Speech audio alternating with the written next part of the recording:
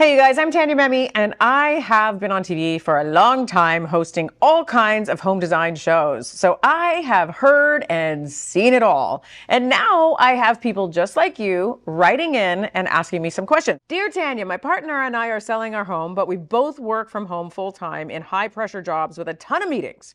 We've been having some really heated arguments about who should clean and prepare for showings, which has added stress to an already difficult situation. How can we keep the peace, stay employed, and sell our home? Thank you in advance. Work from home seller. So here's a few steps that you can take to reduce the stress and keep the peace.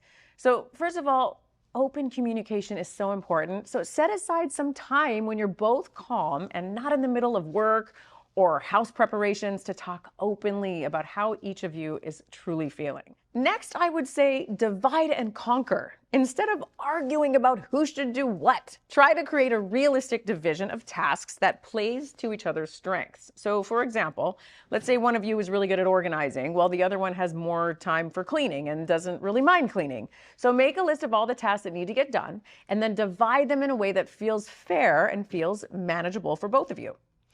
Number 3, set boundaries. With work taking up so much of your time and energy, it's crucial to set clear boundaries around when you're working and when you're focusing on the house. So try to schedule showings during times when you both have fewer work commitments, or maybe consider hiring a cleaning staff or a staging professional to ease the burden. That can help a lot. Also, take breaks together. In the midst of all the stress and the craziness, it's easy to forget. So take care of yourselves and take care of each other. These small breaks can help you reconnect and remind each other that you're a team. You're in this together. Also, remember the bigger picture. Soon you'll be able to move forward with less stress, and you'll have more space in your body, your mind, your thoughts to actually reconnect with what really matters.